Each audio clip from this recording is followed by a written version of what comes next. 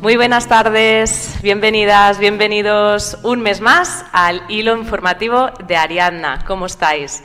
Nosotros aquí preparando este programa que se viene con unos expertos. Bueno, hoy va a ser súper potente, expertos de lujo, informaciones súper nutritivas, sobre todo para el alma, para continuar en este sendero evolutivo en el que estamos inmersos la humanidad, estos tiempos apasionantes. Como sabéis, aquí en el hilo informativo de Ariadna valoramos las noticias pues más actuales, las que nos transmiten los medios de comunicación y que escuchamos en la calle y en la sociedad en general, pero ahondamos en la mirada profunda de la sabiduría. ¿Qué hay detrás de todas estas noticias, de lo que sucede en el mundo? Porque cuando indagamos un poco y descubrimos lo que nos cuenta la sabiduría perenne y las ciencias holísticas que se dedican a estudiar a fondo el ser humano y el universo, nos damos cuenta que todo lo que sucede externamente tiene un sentido profundo interno. Así que hoy, aparte de las noticias, que vamos a tocar alguna noticia de actualidad, pero también vamos a aportar noticias que realmente tendrían que estar transmitiéndose por todos los medios de comunicación. Ojalá, pero tenemos la primicia de anunciar algo súper potente hoy de la mano de nuestra primera invitada. Ahora pasamos a presentar a todos nuestros ponentes, empezando por la doctora Luján Comas, que está conectada online. Es un honor para nosotros tenerla aquí, a Luján Comas, súper reconocida en el ámbito de las experiencias cercanas a la muerte. Doctora Luján Comas es licenciada en Medicina y Cirugía, especializada en anestesia y reanimación, reconocida a nivel internacional por investigar y divulgar acerca de las experiencias cercanas a la muerte, y es presidenta de la Fundación Aiclovi, que nos contará un poco después de qué se trata, porque de ahí parte la noticia en primicia que hoy os vamos a dar. Conectada desde Madrid, bueno, Luján, hola, te veo, sí, aquí estás. Querida, ¿qué tal? ¿Qué tal, Ariadna? Encantada Gracias por estar, de estar Luján. aquí contigo, con todos vosotros. Gracias. Fantástico. Después hablamos, Luján, gracias. Vanessa Guerra, también conectada desde Madrid. Es actriz, comunicadora y experta en comportamiento no verbal y personalidad desde un plano físico, mental y emocional. Vanessa, bienvenida. ¿Nos escuchas bien? Sí, pero bienvenida, gracias a todos. No sé si se ve un poco mal mi imagen. A ti te vemos bien, un poco entrecortada. No sé si esto se podrá solucionar. Vale, pero bueno, pues y también si los puedo escuchar después mejor, porque de momento los oigo muy, muy bajito. Bueno, y aquí en el plató estoy muy bien acompañada por el doctor Miquel Samarra, médico holístico y bioenergético, especialista en medicina general y medicina de la educación física y nutrición integrativa, fundador del Centre Mèdic Matterhorn en Barcelona. Bienvenido, Miquel. Muchas gracias. Gracias. Y a su ladito tenemos a Imma Rabasco, periodista, actriz, formadora y coach. Promueve la alegría del ser a través del arte y del teatro y de la vida misma. Y es autora del libro Reír y Vivir, que hemos traído aquí plató, luego lo recupero porque yo creo que es una muy buena propuesta de regalo para estas Navidades. Imma, bienvenida. Gracias. Bueno, pues empezamos con la noticia de gran relevancia que os presentaba al principio, y es que nace el proyecto Luz, la más gran investigación de experiencias cercanas a la muerte que se hará en centros hospitalarios en países de habla hispana. Doctora Luján Comas, cuéntanos este notición que poco he visto, porque creo que poco aún lo habéis anunciado. Ponnos al día.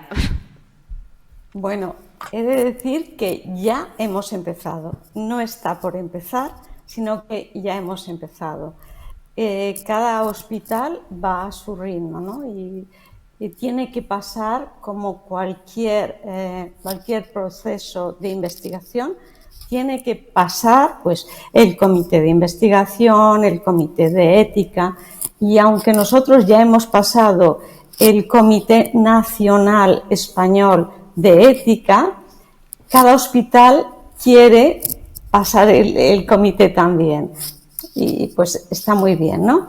Pero tenemos que decir que hemos empezado en Madrid, tenemos varias ciudades de España que están en la última fase, ya estamos a punto, pero también tenemos en México, tenemos en Colombia en 2 ciudades, en Bogotá y en Medellín, que bueno, también es próximamente ocurrirá el inicio y la visita a los hospitales para el protocolo.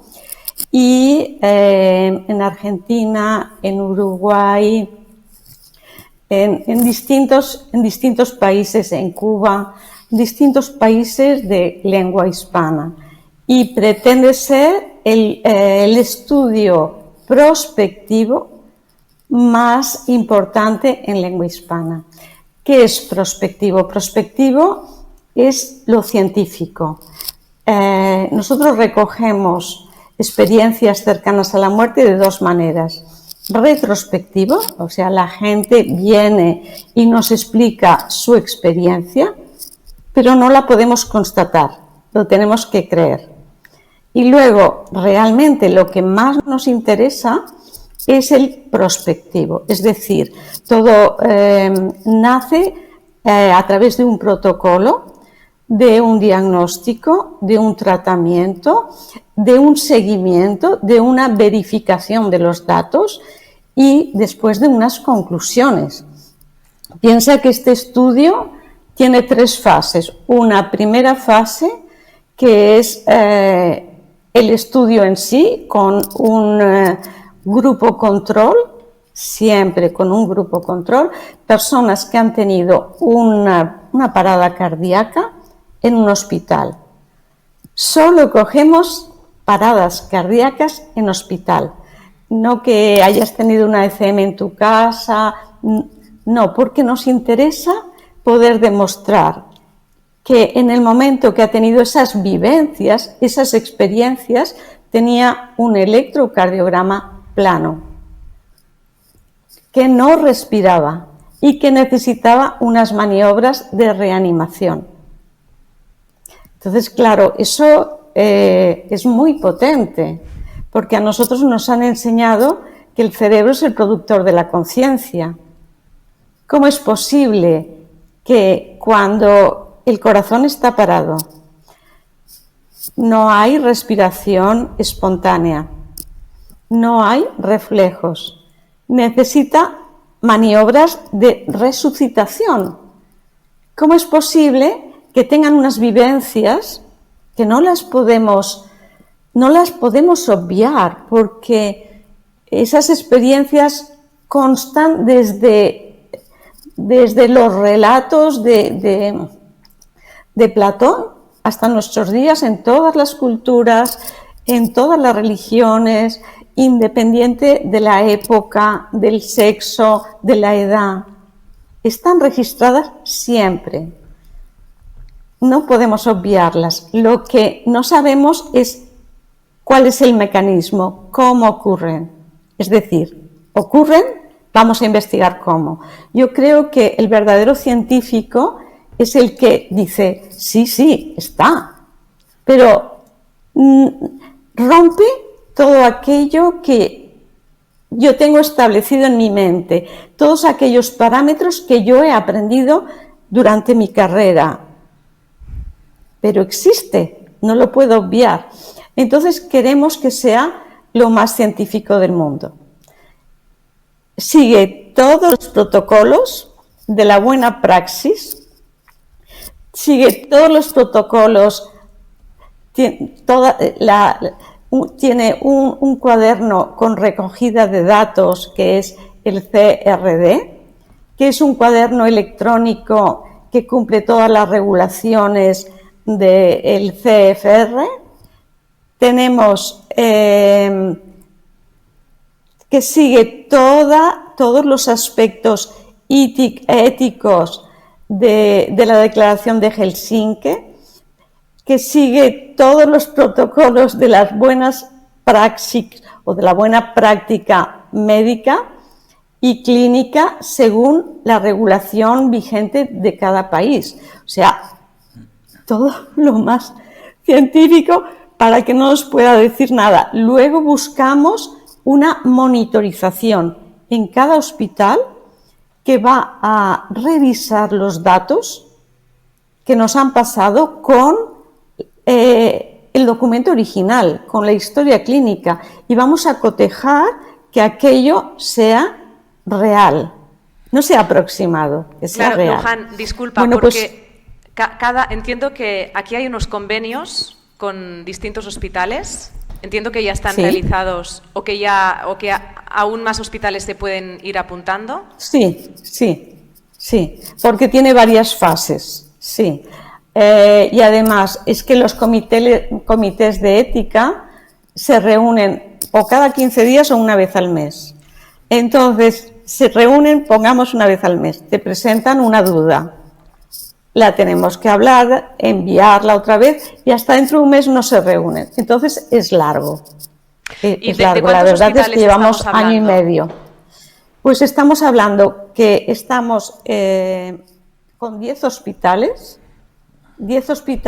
pero en esta primera fase, pero tenemos 5 más y se pueden añadir más hospitales si están interesados en ello, porque el protocolo es igual la fecha de inicio. Va a seguir el mismo protocolo. Ese protocolo tiene 3 fases. Esta primera, el enfermo tiene un paro cardíaco y cuando se recupera, a los 5 días, si está consciente, se le hace una entrevista. Siempre va a haber un investigador principal que es del propio hospital.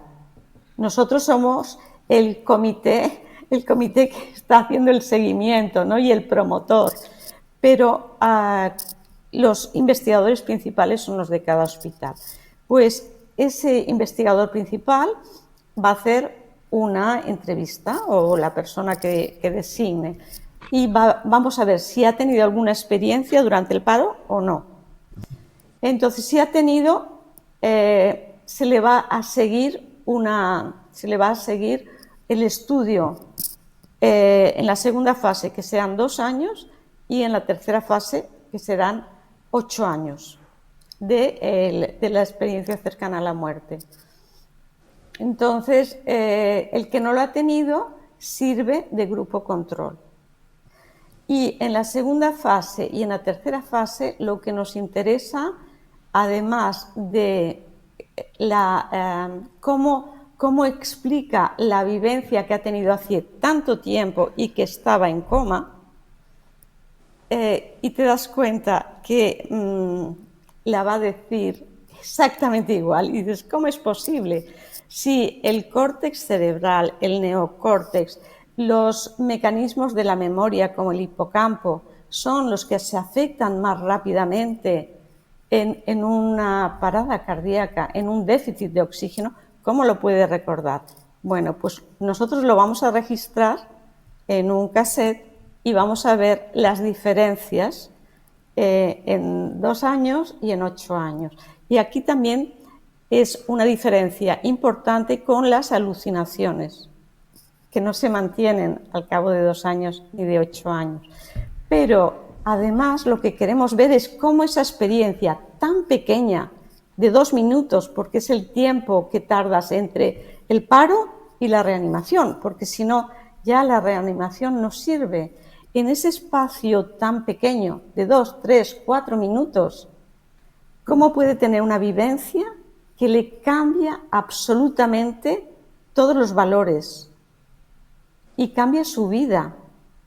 Es impresionante. Entonces queremos ver también en esa segunda fase ese cambio de vida.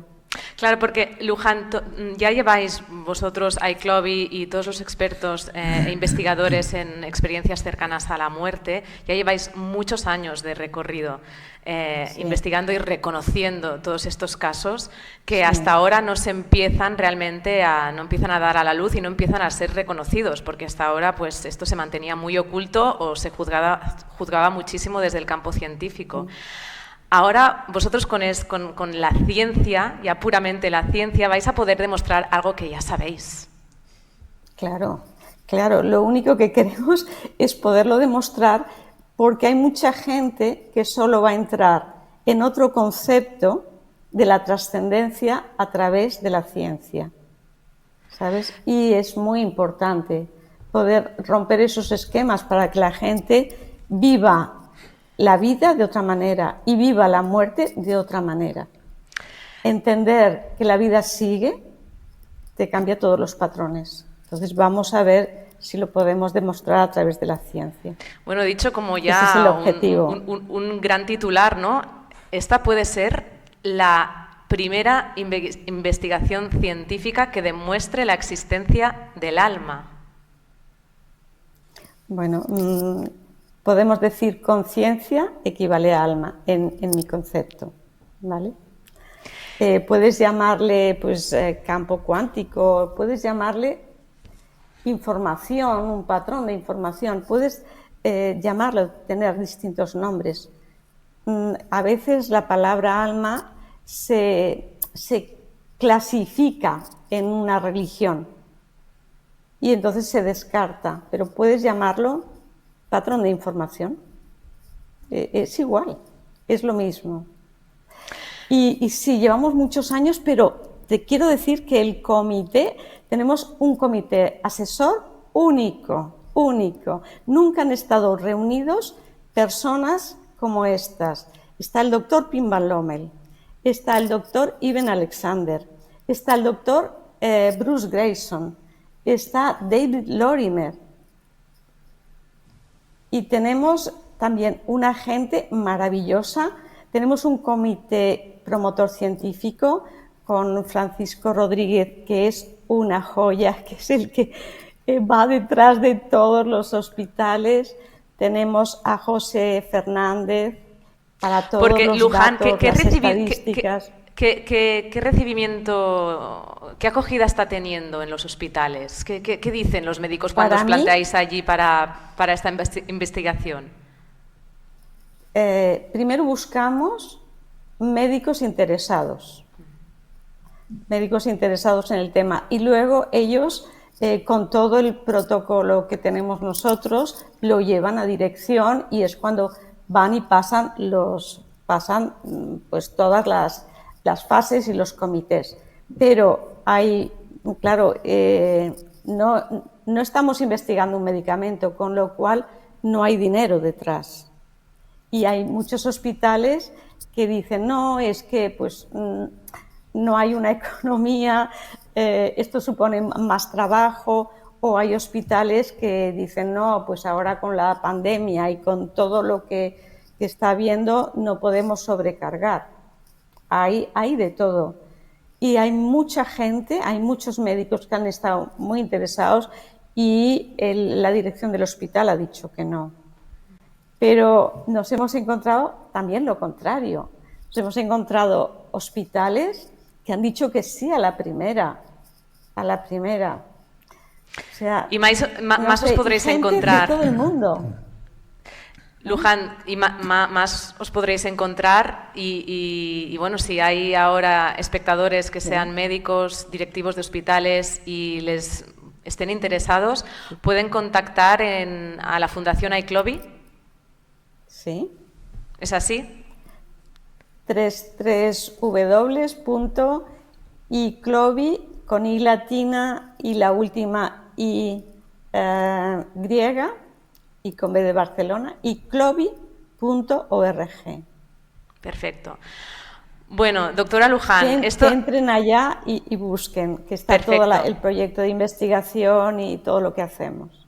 Perfecto. Bueno, esto da para una entrevista mucho más larga, que espero tener el honor algún día de poder realizar, ya con algunos primeros resultados, que supongo que en breves tendremos algún resultado, Luján, ¿o no? ¿O esto da para mucho tiempo?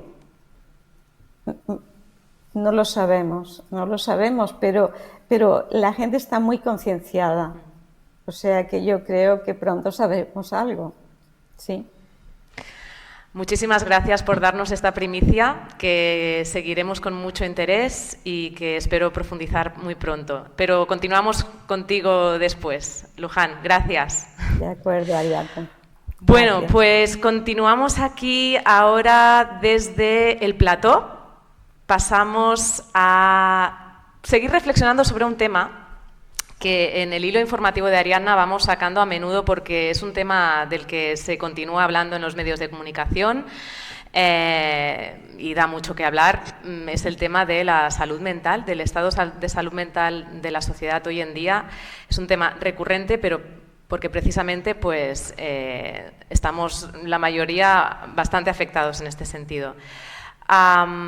¿Qué sucede? Que en los medios de comunicación, que nosotros mismos no tenemos la información, la sabiduría para poder comprender qué es lo que hay detrás de estos... Bueno, de estas afectaciones mentales que estamos teniendo hoy en día. Lo asociamos en la pandemia, en los sucesos externos que están sucediendo en el mundo, las guerras, los caos, pero hay algo mucho más profundo.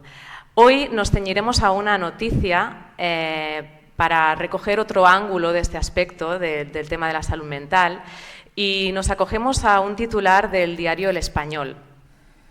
Alerta mundial de salud mental.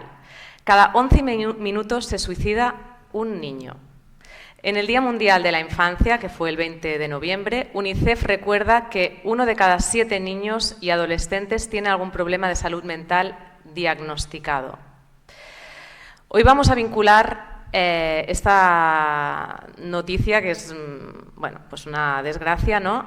Pero es necesario visibilizarla para comprender lo que hay detrás de todo esto. Y hoy vamos a vincularlo con la falta de la alegría. Y es que los niños estén suicidando pues es un gran síntoma, ¿no?, de esta falta de alegría, pero no la alegría como emoción, sino la alegría como estado auténtico del ser. Y de esto es experta nuestra amiga Inma Rabasco. Ariadna, experta, ya sabes que me cuesta. Yo creo que un experto es el que realmente vive. Apasionada, sí. Y vive y lo experiencia. Gracias. Y tú, pues, experiencias y transmites alegría siempre. Así que, y en base también a los estudios que has realizado, a todo lo que has escrito con el maravilloso libro de Reír y Vivir, pues supongo que puedes darnos un poco más de contexto, ¿no?, ante lo que está sucediendo. Bueno, creo que está muy vinculado con lo que estaba diciendo mi queridísima doctora Luján Comas. Creo que la sociedad actual, por eso necesitamos con urgencia el resultado de toda esta investigación, porque hemos creado un mundo, me parece, que vive de espaldas a la muerte y creo que así no se puede vivir. Y que le esté pasando esto a los adolescentes y a los niños no deja de ser una llamada ya de urgencia, porque es el reflejo de lo que nos está pasando a nosotros, a nuestro mundo, a nuestra sociedad, y somos los adultos los responsables.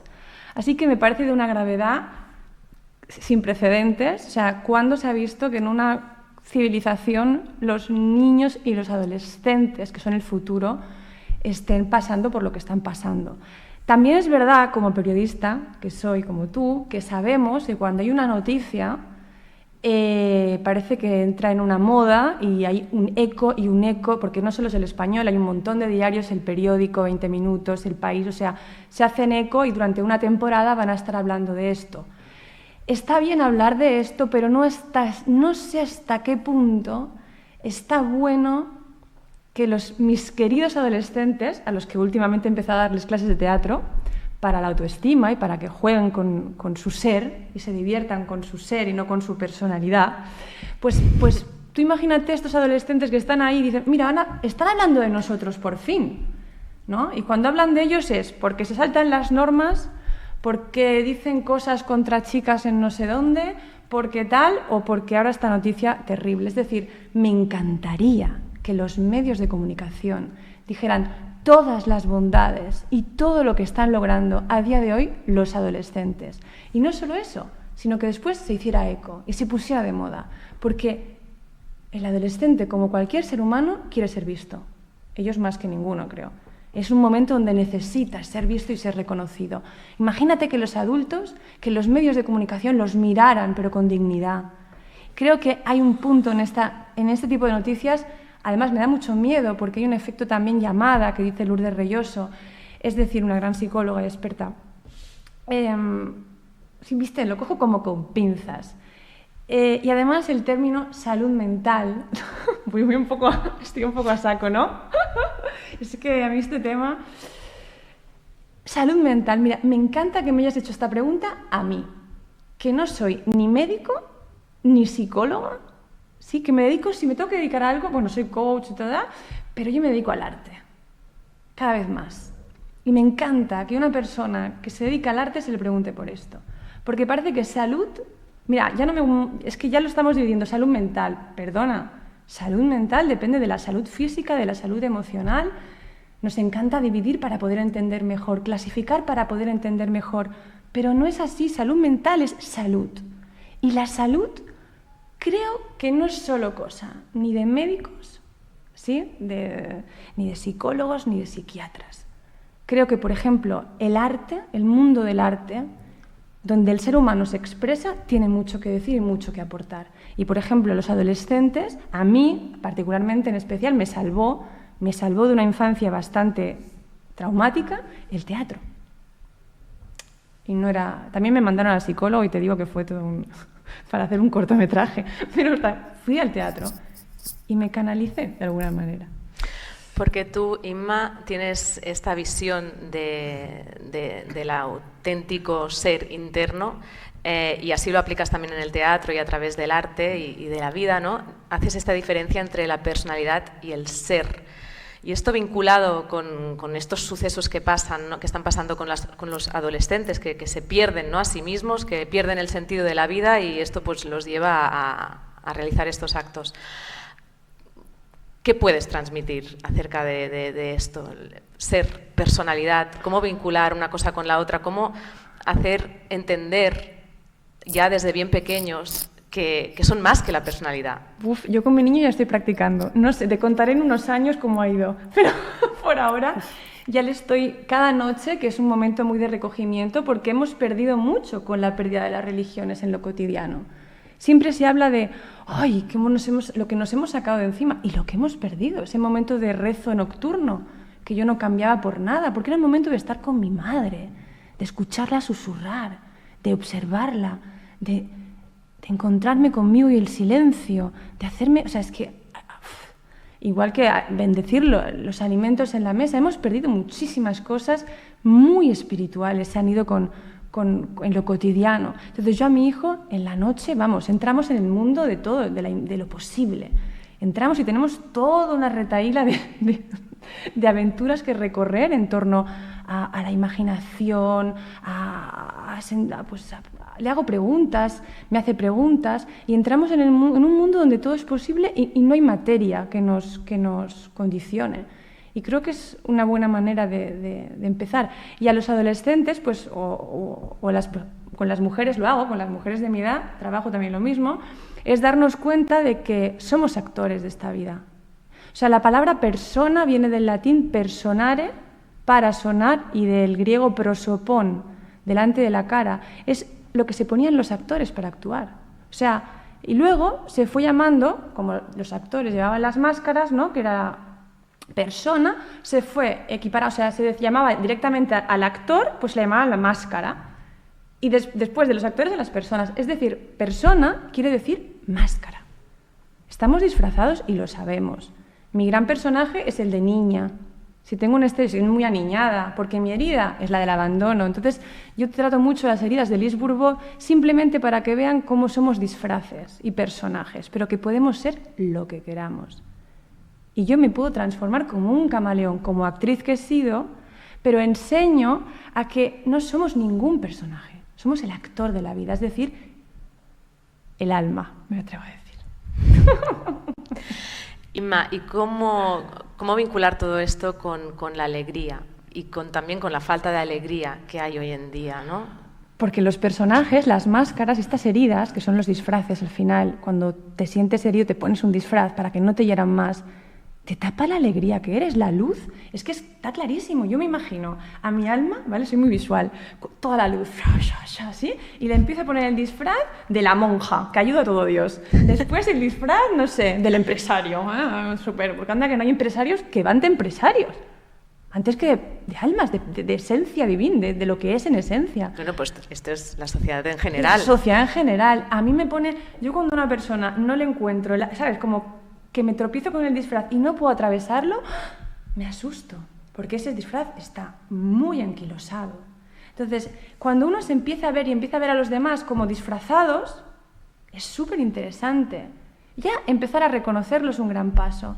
Y luego, bueno, aprender a sabértelo quitar, a saber escuchar a tu alma, y eso solo se logra con la meditación, ¿no? Para mí es una de las grandes herramientas. Para mí, el teatro, el arte en general, es divino porque permite expresar algo muy elevado y también te permite expresar a ti desde tu personalidad, es decir, te permite expresar, pero luego hay que hacer un silencio, que eso te lo da la meditación, para conectar con algo más elevado, ¿no? Si es que está todo... Volviendo a la noticia, que yo estoy de acuerdo contigo, no son noticias que creo que se tengan que recurrentemente publicar, transmitir, porque bueno, pues detrás también hay ciertos intereses de tenernos entretenidos, de crear morbo, etcétera. Pero aquí como tratamos noticias recurrentes, pero para ver qué hay debajo, ¿vale? Entonces, ante estos suicidios, que esto es real, o sea, esto está sucediendo, ¿no? Hay un factor aquí que es esta tristeza, esta pérdida de sentido de estos niños que provienen de familias que seguramente pues, también tienen esta sensación de pérdida de sentido, de que hay desgracias en la familia, de que hay, o que no saben cómo ayudarles. Vuelvo a la pregunta, ¿qué pasa con la alegría aquí? ¿Qué sucede y cómo podemos reconectar con esta alegría y entender que es mucho más que una emoción, que es un estado del ser? ¿Cómo podemos recuperar esta alegría? Sanando esas heridas, porque si no te sanas esa herida, o sea, la alegría está detrás de todos los disfraces. Detrás de las máscaras está la alegría, la esencia que somos. Pero si tú a un niño no le das ese espacio de sanación, desde múltiples, no solo escuchando con la mente racional, sentándolo para que recurra en lo que le pasa. Yo creo que es mucho más allá, que se deje expresar, que se exprese. Para mí la clave creo que es la clave. Me atrevo, o no sé si es la clave, pero la intuyo o la siento así. Creo que estamos como, y los niños están más, la adolescencia, anquilosándonos. Esa alegría que quiere salir, necesita expresar miedos, iras, expresar rabia. Eso lo hace mucho el arte. Te ayuda muchísimo el arte. Leer es arte. Leer obras de arte, ver obras de arte. ¿Por qué? Porque los artistas expresan y te hacen llegar cosas muy elevadas también, y tú puedes tener grandes momentos de Big Bang ante una obra, ante una película. Ante El guardián entre el centeno. ¿Cuántos adolescentes se han consolado con esa obra? Penélope Cruz decía que era su obra favorita hasta los 40 años, creo. O sea, creo que hay que darle un espacio. Es sacro. Lo que estoy diciendo suena muy... Pero es sacro y no le estamos dando.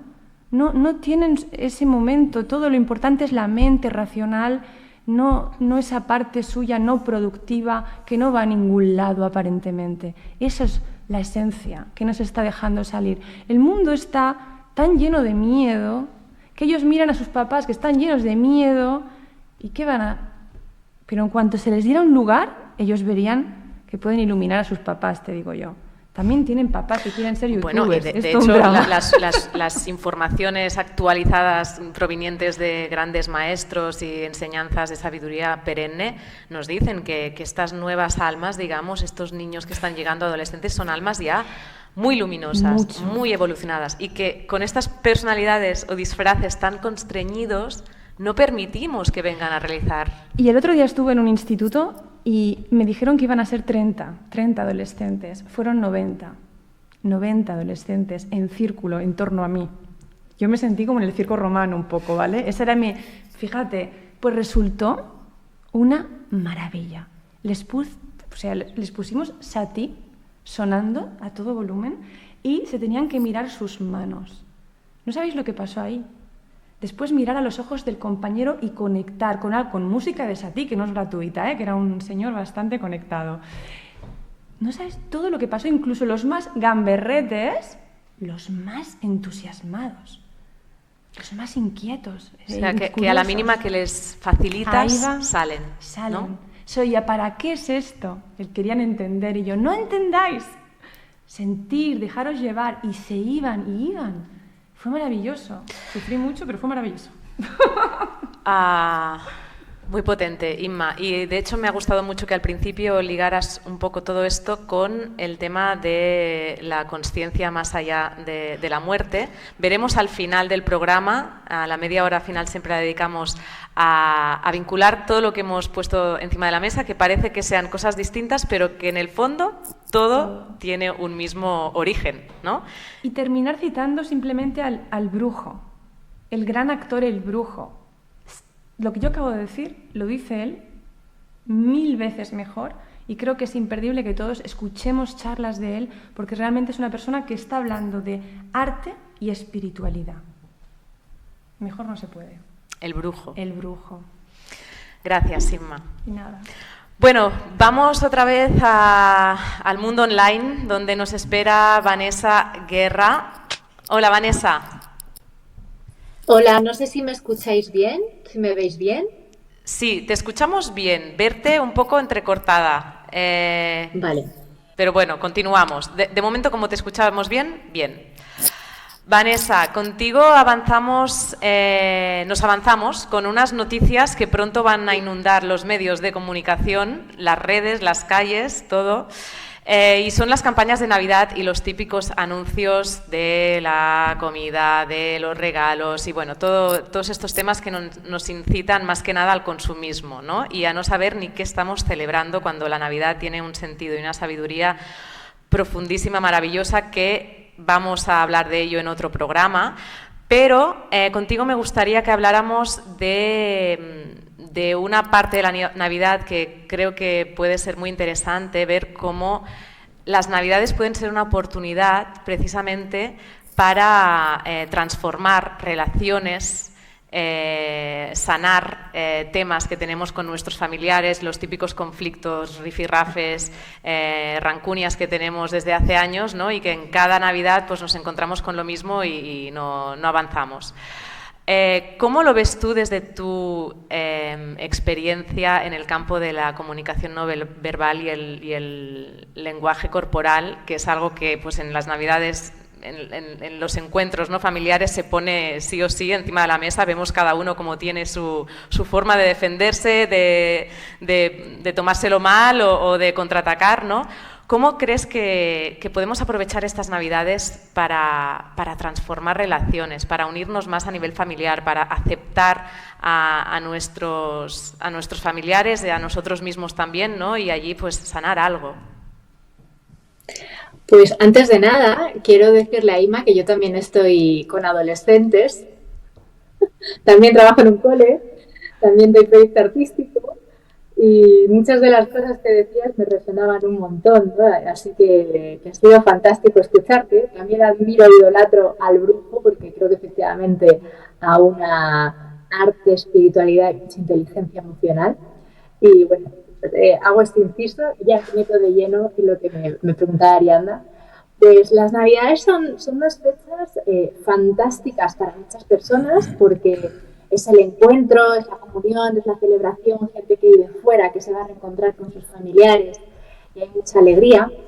Pero también son unas fechas muy desafiantes, porque los que viven fuera y pasan mucho tiempo fuera y tienen que convivir ahora con familias durante un largo periodo, también en ese periodo están renunciando a parte de su intimidad, a parte de su privacidad, incluso al silencio que a lo mejor, o la voluntariedad que tienen en su día a día de hacer lo que quieran, cuando vuelven a casa, por ejemplo, o cuando están sentados en la mesa con el cuñado que no le cae bien, o cuando se generan conflictos, ¿no? pues es un momento maravilloso para, dentro de los conflictos que se puedan dar y los desafíos, aprender y ver cómo podemos adoptar conductas más pacíficas y más conscientes. Y yo, por ejemplo, empezaría dando ciertos consejos de cosas que serían convenientes que revisáramos, hábitos que revisáramos durante la Navidad, como por ejemplo el consumo de alcohol. Bueno, el consumo de alcohol afecta muchísimo sobre la conducta y el comportamiento. Entonces, que prestemos atención, que seamos conscientes y que podamos limitar el consumo.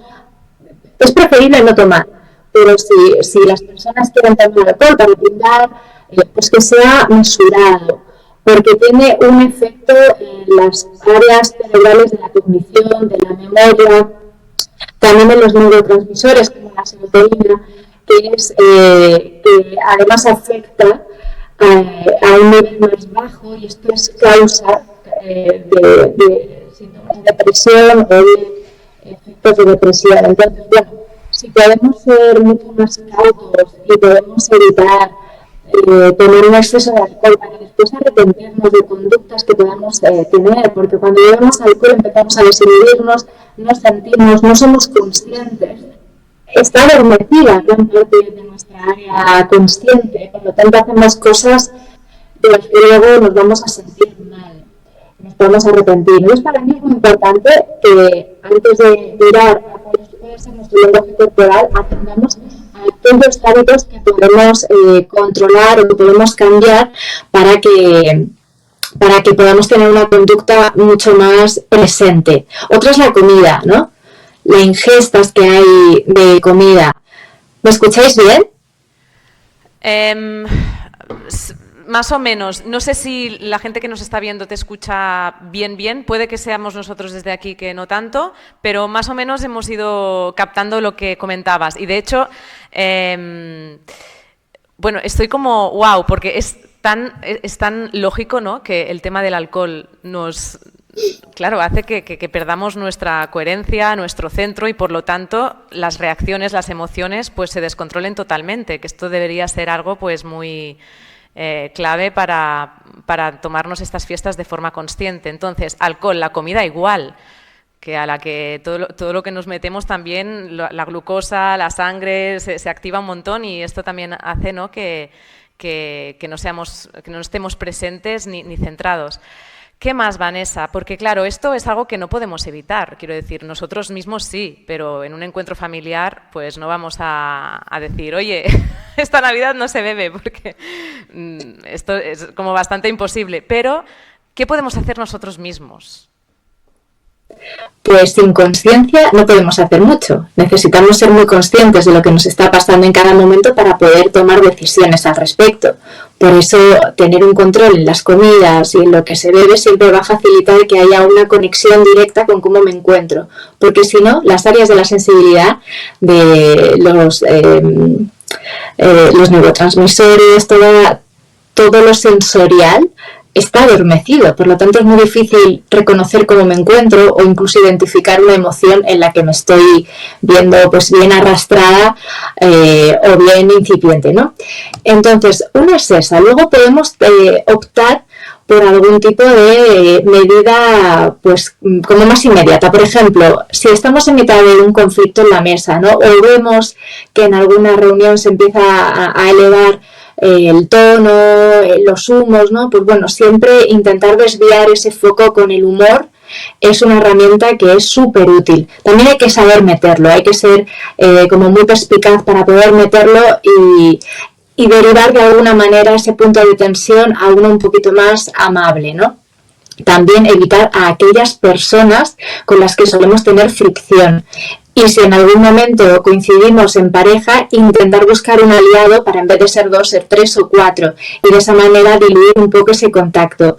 Otra es pues intentar evitar un poco el contacto no solo físico, sino también ocular. Cuando no tienes tanto contacto ocular con una persona, bueno, es como que rompes el vínculo de la reciprocidad, ¿no? De la conexión. Esos son como truquitos en la mesa o en reuniones que podemos tener en cuenta. Pero luego también es algo muy importante, que es que sepamos buscar nuestros espacios en momentos de mucha reunión, momentos de estar con muchas personas, buscar espacios en cada momento, cada día, si a lo mejor son pasas largas temporadas, varios días en casa de familia o de amigos, intentar buscar espacios personales tuyos, de ir a caminar o de quedar con otros amigos, de distanciarte un poco de eso, ¿no? Para volver a recuperar como tu momento personal y vital, autorregularte, como si también en la mesa pues hay un conflicto o hacen algún comentario que te sienta mal y sientes que tu cuerpo se está reaccionando. La mejor manera de evitar que haya una eclosión es salir, buscar distancia, buscar un espacio en el que poder respirar, regularte y después volver, ¿no? Intentar evitar los choques y los conflictos, pero para poder darse cuenta de eso, uno tiene que estar totalmente presente, por lo tanto que los efectos del alcohol no sean muy altos, que la comida tampoco, ¿no? Porque cuántas veces hemos escuchado esa expresión de estoy harta, no me cabe nada más, me siento súper pesada, es que el cuerpo está sobreexpuesto a demasiado, no alimenta, demasiada comida. Entonces, claro, si yo tengo todos mis jugadores trabajando en el sistema digestivo, el resto del cuerpo se queda un poco bajo, bueno, sin sus trabajadores, sin poder recurrir a la atención, ¿no? Está mucho más baja. Entonces, ser conscientes de que los cuidados y los hábitos que podamos tener van a contribuir a que podamos tener recursos y herramientas para poder gestionar esos momentos. Estos autocuidados que siempre nos transmiten los medios de comunicación, ¿no? Los cuidados para la Navidad, las dietas para no engordar, pero es que más allá de esto, pues hay todo un mundo relacional ahí súper interesante en el cual también podemos vernos reflejados, ¿no, Vanessa? Más allá de lo que nos has contado, que es súper interesante, yo creo que todo el mundo debería tomar nota, porque con estos pequeños detalles que nos has dicho pueden cambiar muchas cosas que cada año se repiten en la mesa. Más allá de esto, al final la familia, según la sabiduría, siempre basándonos en ella, la hemos escogido, ¿no? Nuestras almas, hay pactos de almas allí y en las Navidades, bebamos o no bebamos, es la familia que hemos escogido y a través de la cual podemos aprender un montón, ¿no? Desde el campo de la comunicación no verbal, desde tu experiencia, ¿qué podemos aprender de los otros? Bueno, esto el campo de la comunicación no verbal no lo recoge. Habría que ir un poquito más allá, ¿no? Un poco al trabajo personal, de introspección y a un área mucho más interior, ¿no? De trabajo personal y de desarrollo personal. Lo que sí que podemos encontrar son justo esos desafíos, esos retos que nos proponen aquellas personas que suelen ser como ese conflicto, esa incomodidad en nuestra vida, ¿no?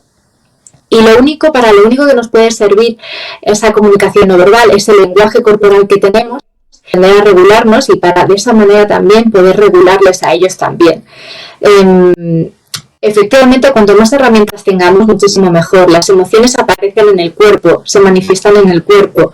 Por lo tanto, yo voy a sentir a través de mi lenguaje corporal que no es simplemente los gestos, es la temperatura, es la humedad, si estoy sudando, ¿no? Si transpiro, es también mi ritmo cardíaco, es también mi tensión en la espalda, es también el nerviosismo quizás en los movimientos faciales, ¿no? O sea, son pequeños detalles que a mí me pueden dar información de que esa persona en mí me está poniendo una tesitura incómoda y que si forma parte de mi aprendizaje, ¿cómo puedo regularme en ese momento para que no vaya más, ¿no?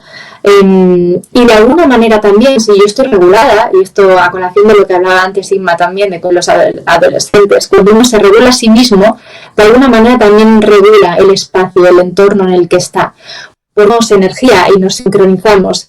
Si de una reacción reactiva yo no ofrezco esa reacción, sino una respuesta sabia desde la templanza, pues realmente no estoy reaccionando de la manera que la otra persona pretendía, ¿no?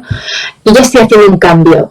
Estoy creando un nuevo hábito, una nueva manera, una nueva forma a través de mi respuesta, que es verbal, que es corporal y que es emocional. Entonces yo diría que en estas Navidades esa comunicación no verbal interna de autoconocimiento, ¿no? De autocuidado, ese lenguaje corporal que yo detecto en mí, sentir las emociones en el cuerpo, detectar mis estados de ánimo, es como si mi cuerpo fuera el termómetro que me dice cómo estoy en este momento, qué estoy sintiendo, cuál es esa intensidad, dónde y cómo. Y esas 3 preguntas, ¿qué siento?, ¿dónde lo siento? Y cómo lo siento, podría ser un pequeño mantra que nos podríamos estar repitiendo internamente todo el tiempo para aprender a reconocernos e identificar qué emoción estamos sintiendo, poder ponerle nombre y en base a eso poder dar una respuesta desde el lugar más sabio, ¿no? Desde el lugar más consciente. Vanessa, ya para acabar, ¿algún ritual, algún juego que podamos hacer con la familia, pues eso, para fomentar un poco, ¿no? Todo este conocimiento, esta sabiduría, sanar relaciones, no sé, algo que puedas decirnos que podamos hacer todos juntos? Pues a mí se me ocurre el bingo, que es el mejor juego para poder pasarlo bien y un poco como quitarle tensión a las situaciones. El bingo siempre viene muy bien. Y luego pues yo incluiría pasar tiempo, intentamos pasar juntos, ¿no? Yo iría un poco más por secciones, por personas, intentar pasar tiempo con personas, crear ese vínculo con cada una de las personas, porque ahí te conocen mejor y tú aprendes también y los conoces mejor. Y luego ya, si se unen en grupo, si os reunís en grupo, puede haber mucha más riqueza. Es como un lienzo, ¿no? Si hay muchas más pinceladas, y tú puedes reconocer el matiz de cada una de ellas, de alguna manera también te sana el vínculo con esa persona. Porque lo que ocurre a veces es que hay mucho prejuicio. Prejuzgamos mucho a los demás. Pero si nos tomamos ese tiempo para conectar, para realmente mirar desde una mirada, que esto también es comunicación no verbal, desde una mirada compasiva, desde una mirada sincera, nos va a permitir entrar y esa persona también se va a abrir. Y ahí estaremos ganando un terreno fantástico para poder crear un vínculo distinto. Muchísimas gracias, Vanessa. Gracias a vosotros. Volvemos aquí, pero no te vayas, que después seguro que nos puedes aportar más cositas. Volvemos aquí de nuevo en el plató con el querido doctor Miquel Samarra, que hoy aquí nos traes la joya de la corona ya para acabar, porque que un médico especialista en medicina general, deporte y nutrición integrativa, médico de referencia, como decíamos al principio, en el campo de la medicina holística y bioenergética, y gran conocedor, integrador y divulgador de las bases de la sabiduría perenne.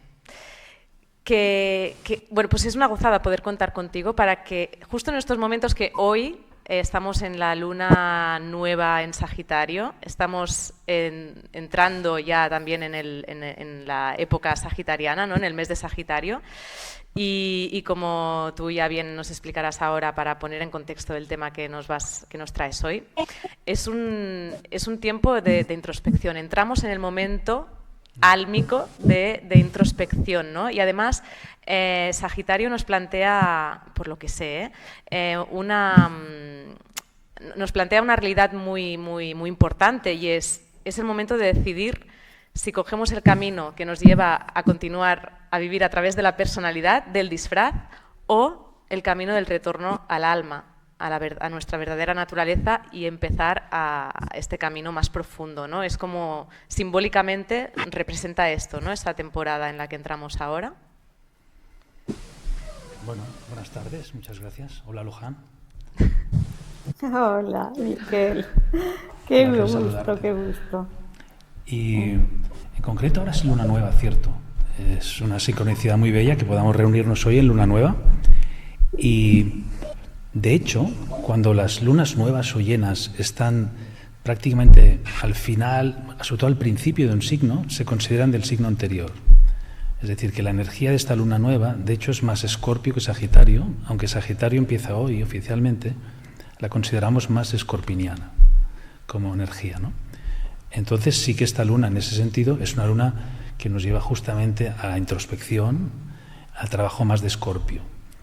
Y después en Sagitario ya vamos a ir saliendo de la zona más oscura y vamos a entrar ya en Capricornio, que es el amanecer, ¿no? Hablamos de las Navidades, pero las Navidades tienen un sentido solar, ¿sí? Es decir, que desde el punto de vista de la personalidad, pues estamos allí en lo material, celebrando aparentemente una fiesta religiosa, pero de hecho es una fiesta solar, porque el Sol en Capricornio es cuando cambia el curso y empieza con el curso norte y recorre desde Capricornio a Cáncer, que son los dos solsticios que tenemos, el hemisferio norte y el hemisferio sur. Ahí recorre ese arco superior que va de solsticio a solsticio y se pone en Cáncer en el solsticio de verano. Entonces empieza el recorrido por la parte inferior. Y ahora estamos en ese sentido en la zona más oscura, pero la más oscura es la más introspectiva, es la que nos da más fuerza, es la que te permite, a través del silencio y la respiración, conectarte con esa evolución espiritual más profunda. Es decir, el silencio y la respiración lo podemos considerar los fundamentos de la evolución espiritual del ser humano. Para llegar a donde hemos empezado hoy, ¿no? Con Luján, que ha sido muy interesante, porque de hecho el gran salto evolutivo en la humanidad es superar, trascender el mito de la muerte, ¿sí? Por eso es tan importante esa investigación y que se vaya divulgando, porque la muerte tal como la vemos hoy, es la madre de todos los miedos que existen, ¿sí? Entonces, cuando se disipa ese mito, cuando eso desaparece, todos los miedos desaparecen. Por tanto, la desaparición del miedo genera una sociedad que ya no es controlable, ¿sí? Porque el miedo es por donde tú eres controlable totalmente, si observamos, ¿no? Como en general la sociedad está atemorizada, está en estado de pánico, está bloqueada. Entonces, cuando esto desaparece, cuando lo podemos además constatar, ya no solamente una hipótesis, sino que lo vemos y las personas que lo pueden compartir como experiencia, eso nos cambia la vida, ¿sí? Eso es importante. Y entonces el silencio es el instrumento que te permite escuchar primero, reflexionar y después comunicarte, ¿sí? Entonces el silencio es además no solamente el verbal, sino el silencio mental. Este es el más difícil, Miquel. Bueno, es el que necesitamos para dejar de hacer ruido en el interior. Y la respiración es el instrumento esencial, porque es lo que te conecta a esta realidad y es el último que cuando sale te desconecta de este vehículo físico, ¿sí? Entonces estaban Vanessa e Inma hablando sobre todo de cómo gestionar la personalidad para que no sea un obstáculo para experimentar toda esta plenitud y la alegría, que es una de las cualidades del alma. Entonces hablamos de salud, es decir, los términos son muy atractivos, pero de hecho vivimos lo contrario. Cuando hablamos de salud mental, estamos hablando, de hecho, nos hablan de enfermedad mental, hablan de la ausencia de la salud mental, pero nosotros hablamos de salud mental. Es curioso como los términos, pues parece que son de lo que estamos hablando y de hecho estamos hablando de otra cosa. Y que además la salud mental es lo natural en nosotros. Sí, pero está velado. Yo como médico, por ejemplo, observo que cuando empiezo la carrera, ¿sí? Allí en los años 80, empezaba con las asignaturas que eran pues la fisiología, la anatomía, la embriología, estas asignaturas más o menos aburridas, pero necesarias para después entender lo que eran y poder introducirnos en todas las médicas y las quirúrgicas, ¿sí? Por tanto, empezábamos estudiando el cuerpo físico, en este caso, sano, pero a partir de tercero y ya los últimos años ya nos empezaron a hablar de las enfermedades. Y cuando ya te metes en la profesión, solo son enfermedades. Y no te das cuenta y estás secuestrado por eso. Es decir, que que perseguimos la salud desde la enfermedad. Y esto es un esfuerzo imposible. Es decir, que los médicos deberíamos volver, yo lo hice, volver a la anatomía, a la fisiología y cómo y la biología, la histología de las personas sanas para recordarnos cómo somos realmente, aunque sea desde el punto de vista de la personalidad, ¿cierto? Del cuerpo físico, porque si no, estamos inmersos en esa dimensión. Reconocer cómo es nuestro vehículo. Claro, ¿no? de repente nos olvidamos de la salud y solo hablamos de enfermedad y nos enfocamos en la enfermedad. Pero eso lo hacemos constantemente. Y además nos enfocamos a la enfermedad pensándonos que somos esta personalidad enferma, claro. Este físico enfermo. O sea, es todo totalmente al contrario de lo que se nos plantea. Claro, después está lo que decía Inma, que lo ha dicho perfecto. Dice, nosotros nos identificamos con todos estos personajes. De hecho, todos somos personajes que vamos representando a lo largo de un día, aunque no hagas teatro. O sea, yo ahora soy pues el entrevistado y ese es un personaje. Salgo de aquí, soy un peatón. Llego a mi coche y soy un conductor. Y después llamo a mi madre y soy el hijo. Y así, es decir, que todos esos papeles que yo represento, pues no soy yo, claro. Pero tengo que reconocer que el actor de esos papeles entra en el papel y sale del papel. Pero la mayoría de las personas se identificaron con el papel, como aquel empresario que se jubila y vuelve a la empresa cada día para que le conozcan como empresario, porque ahí él tiene ese papel. Cuando sale nadie le reconoce y entonces está deprimido. Y por eso viene a la empresa cada día un jubilado para que le digan, oh señor, ¿qué tal? ¿Cómo le va? Porque ahí esa identificación la hacemos, pero nos identificamos constantemente. Y al identificarte con el papel o al identificarte con el cuerpo físico es en donde la muerte es el problema, ¿sí? Y eso es lo que se está investigando. Es decir, que yo puedo dejar este vehículo sin sufrir en ese proceso. Esto no está documentado, pero sí yo tengo constancia de personas que han podido dejar este vehículo casi a voluntad. Son los grandes maestros de sabiduría. Entonces eso está escrito, hay textos que eso lo referencian y es una maravilla. A nosotros no nos llega porque lo vemos como si fuera una cosa religiosa, pero no es nada religioso, ¿sí? Es decir, que la ciencia y la religión son dos aspectos de lo mismo que se complementan, ¿sí? Todo esto, Miquel, esta identificación con nuestra personalidad y tantos años viviendo a través de esta ilusión, ¿no? Es fruto del gran olvido de lo que realmente somos. Exacto. Es un gran olvido que hemos necesitado, ¿no?, para poder vivir el físico y la materia con intensidad y para experimentar esto. Pero ahora nos encontramos en un momento clave de la humanidad, entrando en la era de Acuario y en otras grandes eras coincide una gran entrada, ¿no?, en la que nos lleva a empezar a recordar de nuevo lo que realmente somos.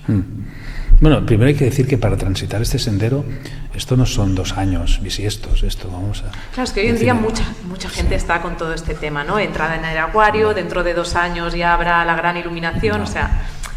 Yo creo que aquí se tienen que asentar muy bien las informaciones y tener paciencia también, porque nos quedan muchas vidas, ¿no?, para que esto suceda. Bueno, de entrada, el concepto de tiempo lo tenemos muy restringido.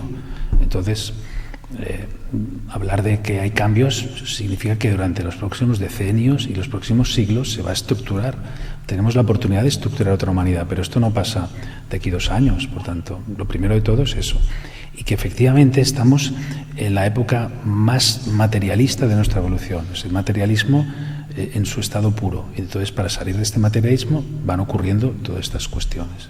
Es decir, cuando una cosa está muy cristalizada, imagínatelo, tú lo tienes que partir. Y esto es doloroso, ¿sí? Cuanto más cristalizado esté un objeto, más duro es. Entonces, esa cristalización que llamamos el materialismo, que es la gran enfermedad de nuestra humanidad, porque eso no permite ver todas esas cuestiones, ¿sí? Entonces utilizamos la ciencia y la religión para seguir siendo materialistas, ¿sí? Porque al fin y al cabo la ciencia y la religión son neutras, pero los científicos, los religiosos, los políticos, es decir, hablar de ciencia, matemáticas, física, química, religión, no significa nada, porque ellas en sí mismas son neutras. Somos los que cualificamos eso los que le damos la dimensión. Por tanto, convertir la ciencia en una religión, bueno, ya lo hemos hecho, ¿no? Lo estamos haciendo. Hablamos de religión hace 4 siglos y ahora hablamos de la ciencia como si fuéramos religiosos. Y aplicamos los mismos principios. Entonces, ¿hemos variado mucho en los últimos 2000 años? No. De la época de los romanos, de Nerón, hay muchos que hay por aquí todavía en esa dimensión. Por eso digo que la evolución va a ser lenta y va a exigir pues, que nos vayamos concienciando y cada quien de nosotros que aporte su granito de arena. Porque a veces veo gente desesperada y le digo, no, tú cumple con tu parte. Es decir, cada quien que cumpla con su parte se genera ese movimiento. Claro. ¿Sí? Y en este contexto, que la respiración y el silencio, ¿qué gran papel tienen? Mira, ¿Son las herramientas de la nueva era? Es que es la base, es lo que decía. Mira, hoy mismo lo puedo contar. Venía un adolescente, ¿no? Adolescente, 14 años, y tenía un problema en la escuela. Al relacionarse se bloqueaba y los papás y la mamá me preguntaba, ¿cómo es posible? ¿Cómo puedo sacar a mi hija de esos bloqueos? ¿Cómo puedo trabajar en esa dimensión con sus emociones? Adolescente, ya te imaginas. Bueno, pues lo que hemos hecho directamente es una práctica de respiración para que ella experimente lo que es la inspiración consciente, la pausa inspiratoria, la expiración y la expiración consciente, que sienta eso y que lo entrene, porque a partir de aquí, cuando tú cabalgas sobre la respiración consciente, todo lo que ocurre a nivel incluso fisiológico, se produce electroencefalográficamente, entras en un estado alfa, es decir, tu frecuencia electroencefalográfica va a bajar, vas a captar muchas más el detalle. O sea, para entrar en esa dimensión no es visualizar y meditar, sencillamente respirar, y la respiración es la puerta de entrada después para cualquier técnica de relajación, de meditación. Hablamos de meditación, pero si no respiramos, ¿cómo vas a meditar? Explícame cómo vas a ir a la universidad si no has hecho la escuela y el parvulario. Queremos escribir textos complejos y apenas sabemos el ABC. Pero claro, como la respiración está allí, no te está demandando nada, no te cuesta nada, es gratis, pues parece que no tiene importancia, pero ese es el instrumento. Entonces hay que ir a lo simple, hay que buscar cosas simples para que la gente, las personas experimenten, y sentar a la persona, respira, y esto lo vas a hacer varias veces al día, para que tú sientas que cuando estás en la respiración, todo tu ser se aquieta. Y puedes escuchar entonces, ¿sí? Porque el sonido del silencio lo tienes que conseguir primero aquietándote. ¿Sí? Hasta que no te aquietas no hay sonido del silencio, solo hay ruido. ¿Sí? Pero lo que sucede muchas veces es que cuando las personas empiezan a sentarse en silencio, a empezar a respirar, la mente empieza a parlotear y ya desisten porque dicen, me canso más de mí mismo que del ruido de afuera. Bien, esto va a ser así. Además que aún, perdona Miquel, aún está como muy mal entendida la meditación. Este concepto de dejar la mente en blanco tampoco es así. No, es que la mente inferior está hecha para pensar y procesar. Entonces no le puedes decir a la mente inferior que no haga su trabajo. Porque hay mente inferior y mente superior. Claro, hay que distinguir. Esto es importante.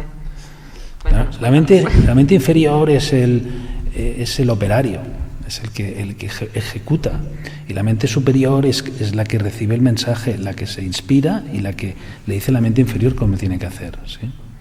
Entonces hay un amo y hay un sirviente. El sirviente tiene que hacer lo que el amo le dice, eso es así, es una jerarquía de responsabilidad. Lo que pasa es que el sirviente se ha convertido en amo, entonces toma posesión de todo. Entonces, claro, el que da las órdenes se retira porque no tiene fuerza suficiente para pelear con una personalidad de esa dimensión, ¿sí? Las personalidades se estructuran a lo largo de años y de vidas hasta ser impenetrables casi, ¿no? Entonces, claro, desde el punto de vista del alma, como puede ir cambiando de vehículo, pues bueno, llamamos cambiando de vehículo. Es decir, que siempre va a haber resistencia inicial, pero porque eso es la evolución de la humanidad. Cuando hablamos de la evolución de los seres humanos en general, podríamos distinguir como 4 aspectos en los que nos encontramos todos nosotros. Un primer aspecto, un primer nivel sería la ignorancia de la ignorancia.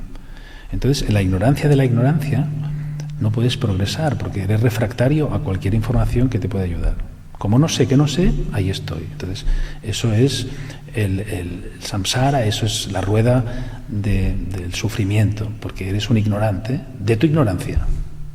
En un segundo paso, eres un ignorante, pero sabes que ignoras. Entonces, el saber que ignoras, pues te permite salir a buscar. Entonces te apuntas a cursos, haces meditaciones, lo tomas, lo dejas. Bueno, eso lleva también mucho tiempo, pero ya por lo menos sabes que eres un ignorante y eso te permite evolucionar. Y ahí está, pues, otra parte de la humanidad. Menos, pero hay algunos.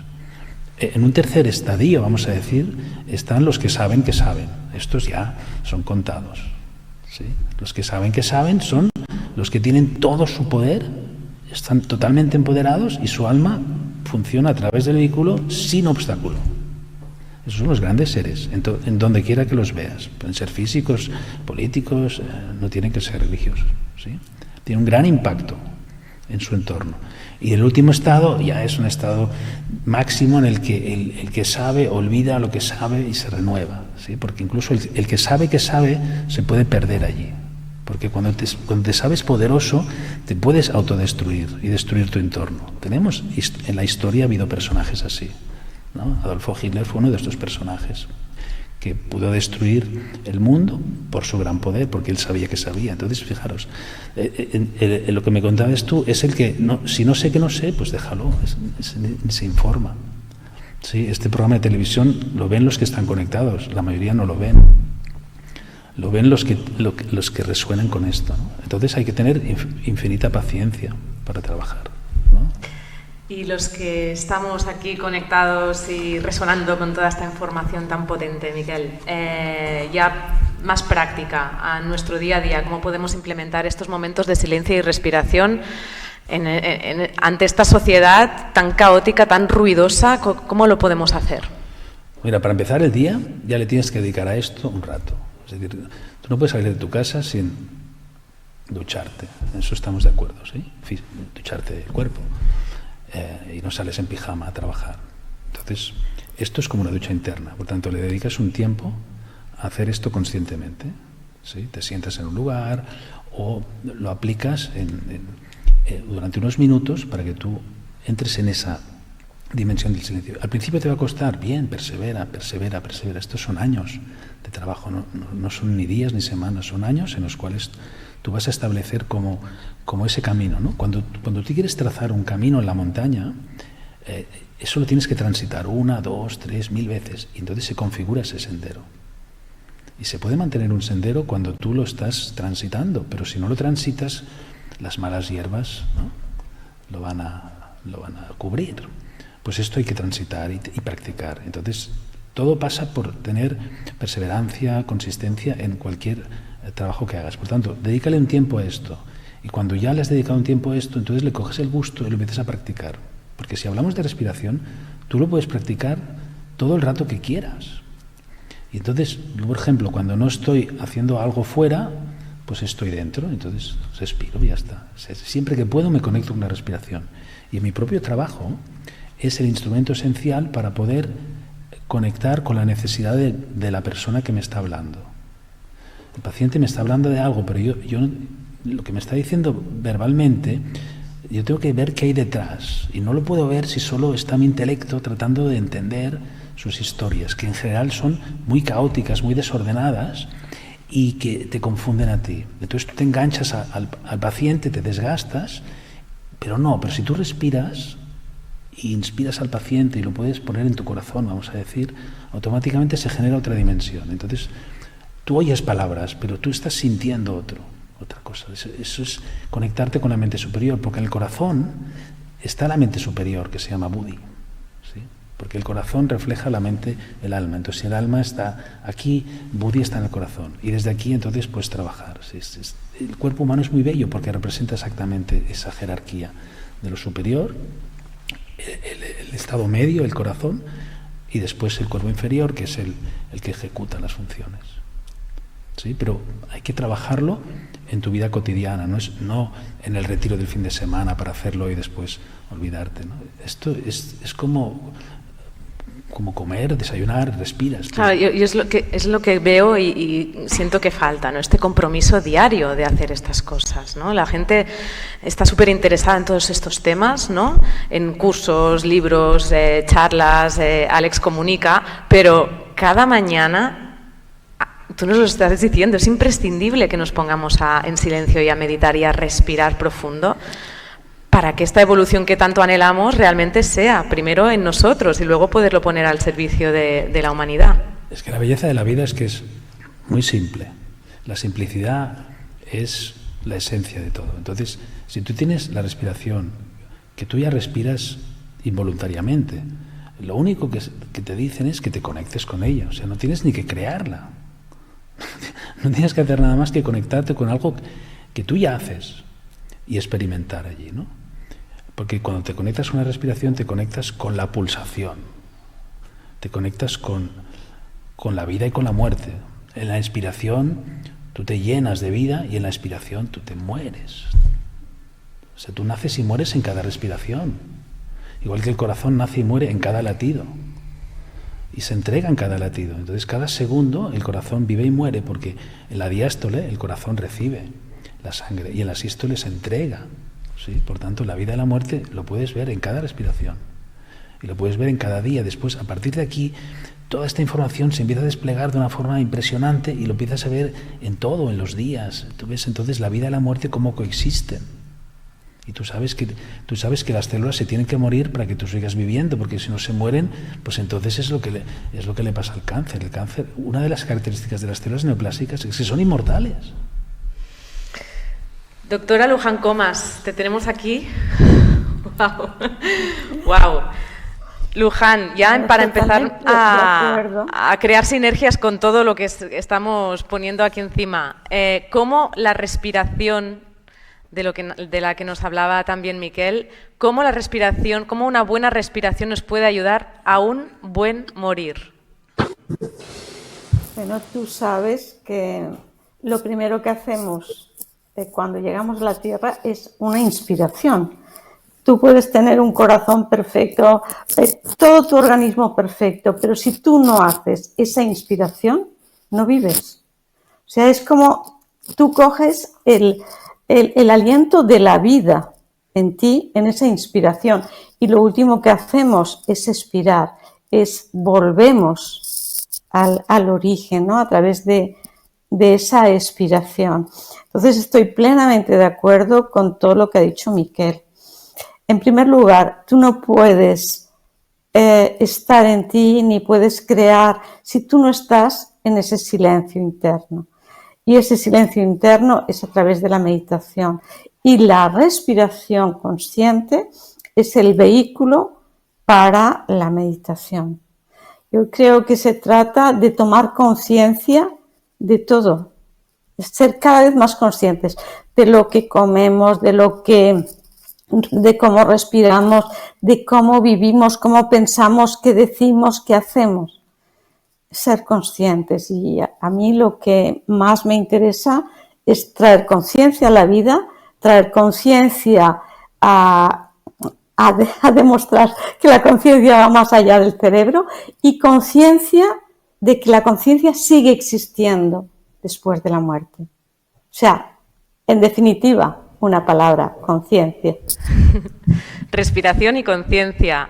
Vanessa, también en las cenas de Navidad, tú ya lo apuntabas, ¿no? Lo importante de respirar profundo antes de reaccionar.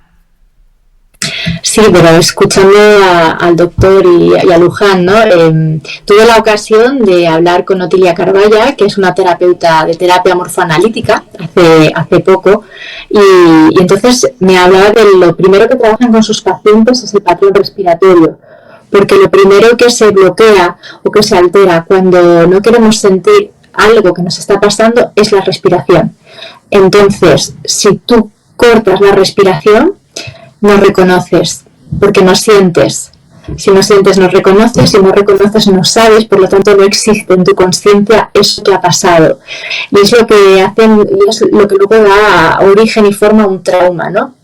Entonces, me pareció súper importante el trabajo de ser consciente con la respiración para darnos cuenta de aquello que tenemos bloqueado en el cuerpo. Yo trabajo la respiración con el método Alba Emoting, que es un método científico creado por la fisióloga Susanna Bloch en los años 70, por el que defiende que hay una respiración que induce a una emoción determinada, ¿no? Entonces, para mí la respiración trasciende únicamente al hecho de respirar de manera inconsciente para la supervivencia, ¿no? Sino que tiene una connotación existencial, vivencial y instintiva enorme. Así que justamente en las cenas de Navidad ese pequeño retiro para respirar profundamente, inhalando por nariz y exhalando por boca para poder autorregularnos antes de hacer algo que es desagradable, creo que es el mejor consejo que se le puede dar a cualquiera. Maravilloso, Vanessa. Antes de pasar palabra a Inma, dices que tú ayudas a las personas a través de este método. Sí, enseño, entre otras cosas, esas 6 emociones básicas que Susanna Bloch distinguía, las mismas que Paul Ekman. Son 6 emociones básicas que ella, dedujo haciendo un trabajo de investigación con actores, ¿no? Entonces, esas emociones básicas que corresponden a la rabia, al enfado, a la tristeza, a la alegría, a la ternura y al erotismo, son emociones que se pueden inducir directamente desde el propio cuerpo. Por lo tanto, es fantástico porque lo que hacemos es crear un vínculo de familiaridad, un vínculo de aceptación, incluso de relación, ¿no?, con aquellas emociones con las que uno a lo mejor no nos hemos permitido experimentar a lo largo de nuestra vida, porque ya no nos han educado así y no nos han abierto esa posibilidad, o nosotros mismos nos hemos restringido, ¿no?, por aquellas etiquetas que la sociedad va colocando a las emociones. Y 2, te permite también aprender a sacudir esas emociones a través del cuerpo y a observar y sentir de qué manera se manifiesta esa emoción en mi cuerpo. Entonces, bueno, como no hace ningún trabajo a través de la psique, sino que todo es corporal, es súper sano para poder familiarizarse con la emoción y conocerse un poco más. Oye, pues supongo que todos los que te están viendo han podido coger tu contacto por si que estás disponible, ¿no?, para que poder realizar este trabajo a todas aquellas personas que estén interesadas. Y ahora que también hemos hablado de la Navidad, de lo importante de aplicar todo esto, pues sería un buen momento. Animo a todo el mundo porque conozco a Vanessa y hace un trabajo increíble. Gracias, Vanessa. Gracias, Ariadna. Continuamos ya concluyendo. Inma, consciencia en la vida, consciencia en la muerte, respiración, alegría del ser. Súper interesante esto de la respiración, porque cuando he empezado a decirlo, digo, es que es lo que hacemos los actores. O sea, cuando llegas, yo sé hacer un personaje a través de la respiración, nace de ahí. Y de ahí te viene ya todo el personaje. Desde la respiración te viene la emoción, es impresionante. Entonces, poder que la gente también lo pueda hacernos, lo pueda llevar a cabo en su papel para salirse de él y para que no te domines, muy potente. Y cuando hablábamos de lo de la meditación y los adolescentes y demás, yo digo, tenemos también que recordar que nunca en la historia de la humanidad la juventud estuvo tan mega hiper estimulada. Es decir, esa mente runruneante que ya runrunea de per se, creo que con tanto estímulo está muy acelerada, y que imagínate los jóvenes que están continuamente enganchados al móvil y a las pantallas en general. O sea, reciben yo me asusto, reciben una cantidad de estímulos diarios que no nos damos, no hay estudios aún. Entonces, luego, cuando los pones a meditar, los pones a respirar, a que sean conscientes, para ellos es muchísimo más, no lo sé, intenso, ¿no? Intenso que nosotros, claro. Que ya lo estamos. Claro. Si ya lo estamos nosotros, imagina que nosotros no hemos vivido esta infancia que ellos están viviendo, que está ¿no? en formación, todo, su cerebro, todo. Es muy fuerte. Pero bueno, ¿cuál era la que tenía que hacer una conclusión final?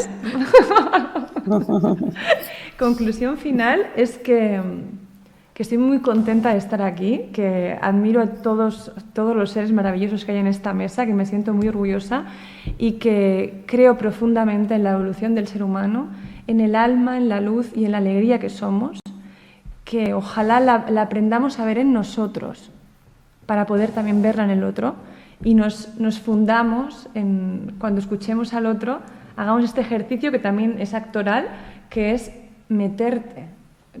No solo escuchar con la oreja o mirar, sino entrar en el otro para sentir lo que siente. Si hiciéramos esto, creo que otro gallo cantaría y cantará. Inma, ¿y tu libro Vivir y Reír? Reír y vivir. Reír y vivir, vivir y reír. Lo mismo.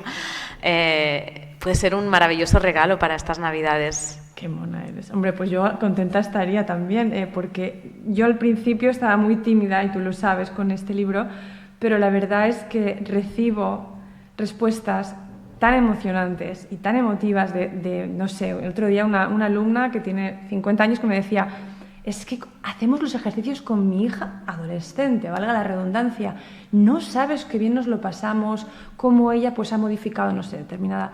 Entonces es muy práctico y estoy viendo que tiene utilidad, que era mi gran... O sea, lo que yo quería es que realmente... Bueno, recoges una sabiduría muy profunda de lo que realmente es la alegría, más allá de una emoción, y lo pones en práctica. Y esto es fantástico y es algo que también el doctor Miquel Samarra siempre divulga muchísimo, ¿no? La importancia de que toda esta sabiduría la podamos aplicar en nuestro día a día, que de esto se trata, a esto hemos venido, ¿no? Miquel, yo me gustaría acabar con tus palabras en relación a la importancia de poder aplicar todo esto que hemos puesto hoy encima, que es, bueno, yo volveré a ver este programa porque se han dado informaciones muy potentes, pero al final la importancia que tiene, de nuevo ya lo has comentado, pero yo creo que es básico que empecemos a integrar, que no somos el cuerpo, que no somos la personalidad, que no somos estos pensamientos que pensamos constantemente, que somos conciencia o alma, digamos como lo queramos, que somos esta chispa divina, este ser divino. ¿Cómo poder realmente ponernos en la cabeza y en el corazón que somos eso y que en la vida se trata de poder integrar esto a través de la personalidad? Claro, el tema es que no lo pones, sino que lo experimentas, porque cuando tratamos de imponer lo que sea, en ese sentido, porque necesitamos evolucionar, entonces se genera un bloqueo, como un rechazo. No, la invitación es a que todas las personas, todos los buscadores, que practiquen lo que han encontrado y experimenten con ello los cambios que se producen en su vida cotidiana. Es decir, yo pues resumiría diciendo que la espiritualidad tiene sentido cuando es en la vida diaria. Si no, bueno, es un bonito tema para hablar en una sobremesa, pero que no nos cambia la vida. Entonces, la espiritualidad nos tiene que cambiar la vida. Y si nos cambia la vida, significa que la estás poniendo en práctica, ¿no? Vamos a hablar del conocimiento a la práctica, a la experiencia que nos transforma. Por tanto, el conocimiento es una parte, pero no es suficiente. El conocimiento que no pones en movimiento es un lastre más que una ventaja, ¿no? Por tanto, conocimiento estancado pues te perjudica casi, porque entonces es la clásica respuesta que te dan las personas, sí, yo sí la teoría ya me la sé, porque todos sabemos la teoría.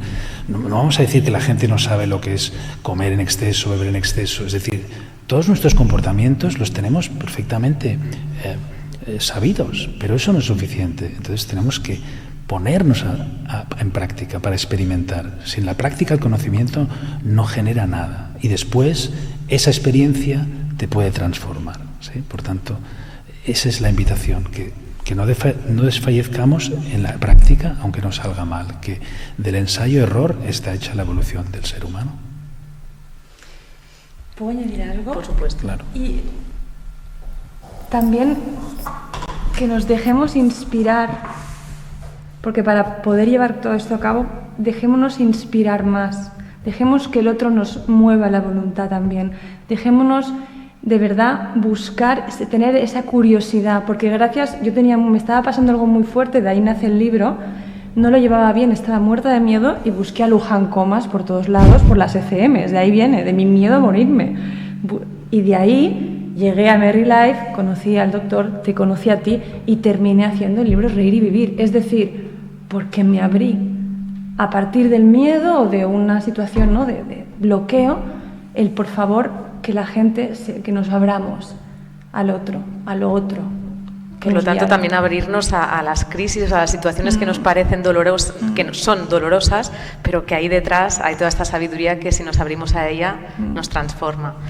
Bueno, muchísimas gracias a los presentes, a las virtuales, gracias por estar, por compartir toda esta sabiduría con tanta generosidad, tanto amor y tanta voluntad de hacernos crecer y comprender lo que realmente somos y un poco lo que hemos venido a hacer aquí y poder contribuir a esta evolución que ahora ya sí, la cosa va en serio, la cosa ya va en serio.